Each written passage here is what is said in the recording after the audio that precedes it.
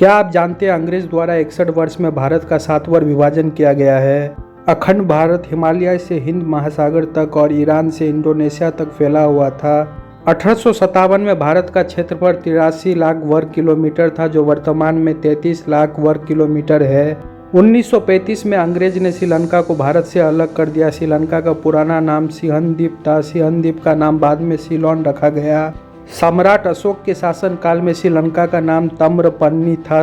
सम्राट अशोक के पुत्र महेंद्र और उनकी पुत्री संघामित्रा बौद्ध धर्म का प्रचार करने के लिए श्रीलंका गए थे। श्रीलंका अखंड भारत का हिस्सा था। अफगानिस्तान का प्राचीन नाम उपगानिस्तान था और कंदर का गंदर था। अफगानिस्तान एक शैव देश था। महाभारत में वर्णित गंधर अफगानिस्तान में है, जहाँ से कौरवों की माँ गंधारी और मामा शकुनी थे। कंधार अर्थात गंधार का वर्णन शाहजहां के शासनकाल तक मिलता है। यह भारत का हिस्सा था। 1876 में रूस और ब्रिटेन के बीच गंदामक संधि पर हस्ताक्षर किए गए। संधि के बाद अफगानिस्तान को एक अलग देश के रूप में स्वीकार कर लिया गया। म्यांमार बर्मा का प्राचीन नाम बृहद देश था। 1937 में अंग्रेज द्वारा म्यांमार यानी बर्मा को एक अलग देश की मान्यता दी गई। प्राचीन काल में हिंदू राजा आनंद व्रत ने यहाँ शासन किया था।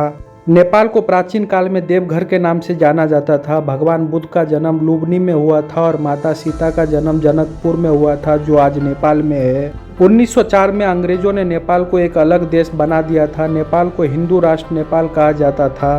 कुछ वर्ष पहले तक नेपाल के राजा को नेपाल नरेश कहा जाता था। नेपाल में 81% हिंदू और 9% बौद्ध है। सम्राट अशोक और समुद्रगुप्त के शासनकाल के दौरान नेपाल भारत का अभिन्न अंग था। 1951 में नेपाल के महाराजा त्रिभुवन सिंह ने भारत के तत्कालीन प्रधानमंत्री पंडित जवाहरलाल नेहरू से नेपाल को भारत में विलय करने की अपील की, लेकिन जवाहरलाल नेहरू ने प्रस्ताव को अस्वीकार कर दिया। थाईलैंड को 1939 तक सियम के नाम से जाना जाता था। सियम में बौद्ध मंदिर का निर्माण 3री शताब्दी में शुरू हुआ था। आज भी इस देश में कई शिव मंदिर है। थाईलैंड की राजधानी बैंकॉक में भी सैकड़ों हिंदू मंदिर है। कंबोडिया, जो संस्कृत नाम कम्बोज से लिया गया, अखंड भारत का हिस्सा था। पहले शताब्दी से यह भारतीय मूल के कौंडिन्य राजवंश का शासन था। यहाँ के लोग शिव, विष्णु और बुद्ध की पूजा करते थे। राष्ट्रभाषा संस्कृत थी। कंबोडिया में आज भी चैत, विशाख, औसत जैसे भारतीय महीनों के नाम इस्तेमाल किए जाते। विश्व प्रसिद्ध अंकोर वाट मंदिर भगवान विष्णु को समर्पित है, जिसका निर्माण हिंदू राजा सूर्यदेव वर्मन ने करवाया था। मंदिर की दीवार पर रामायण और महाभारत से संबंधित पेंटिंग है। अंकोर वाट का प्राचीन नाम यशोधरपुर है। व्यातीनाम का प्राचीन नाम चंपा देश था और इसके प्रमुख शहर इंद्रापुर, अमरावती और विजय थे।